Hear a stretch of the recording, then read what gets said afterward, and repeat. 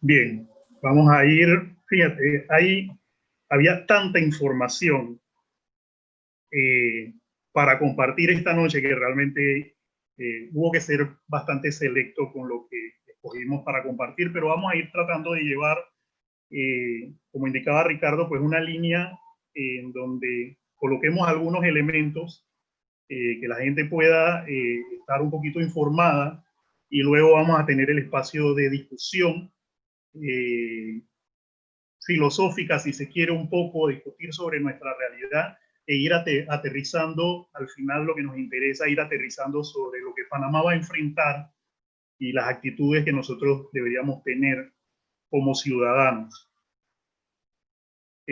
Para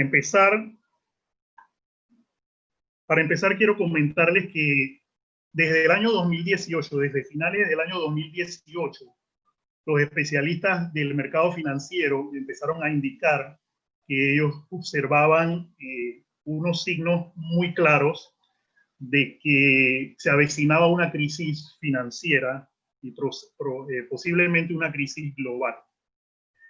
Y ya empezaban a señalar desde finales del 2018 que el factor crucial de esa crisis podía ser el tema de la deuda, dado el nivel de endeudamiento de los Estados Unidos, dado el nivel de endeudamiento de muchas de las economías más importantes del mundo en Europa y en Asia, ya esto podía llegar al punto en el cual se afectara el mercado internacional. Es decir, ya desde el año 2018 estábamos hablando de este antecedente.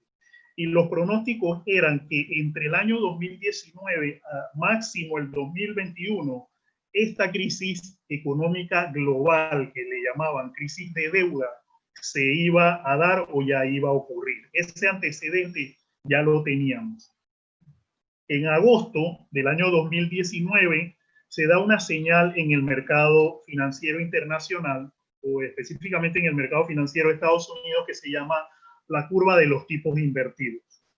¿Qué es la curva de los tipos invertidos? La curva de los tipos invertidos, bueno, tendría que comentar primero aquí, si uno tiene que invertir en un instrumento en un instrumento financiero, la inversión per se conlleva un riesgo, uno tiene más miedo del retorno o del cumplimiento de ese instrumento a medida que la vida del instrumento es más larga. Es decir, si yo invierto en un instrumento que su vida es corta y me va a devolver el dinero rápido, yo confío más que si el instrumento tiene una vida larga porque tiene más probabilidades de no cumplirme.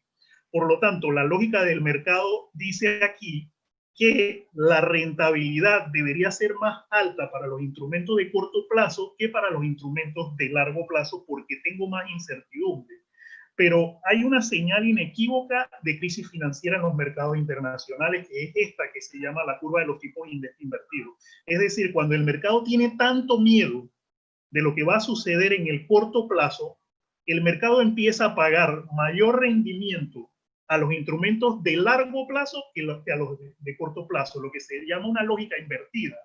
Y esa señal se dio en agosto de 2019, con lo cual mayormente los especialistas del mercado financiero dijeron la crisis es inminente. Y fíjense que estoy hablando de que todo esto es antes de que el COVID llegara. Entonces, cuando estamos en un escenario internacional en donde estábamos esperando algo muy malo, sucede algo peor, que es que llega el COVID, como quien dice, en el peor momento de la fiesta, cuando uno no quiere que llegue. Y esto es importante que lo sepamos. Es decir, los indicadores de crecimiento económico desde finales del año 2019 empezaban a reflejar desaceleración antes de que apareciera el COVID e inclusive las tasas de interés, vamos a ver más adelante, que ya empezaban a decaer antes del COVID. Esta crisis o esta circunstancia financiera y económica internacional que estamos viviendo ahora es tan grave, pero tan grave, que nos hace reflexionar ya no en los aspectos técnicos ni en las complejidades técnicas de la vida, sino que nos lleva a las cosas esenciales de la vida. Cuando tenemos que sobrevivir, cuando tenemos que volver a ser humanos, cuando tiene que regresar el principio de la solidaridad y de la igualdad. Y de eso es lo que nosotros queremos hablar.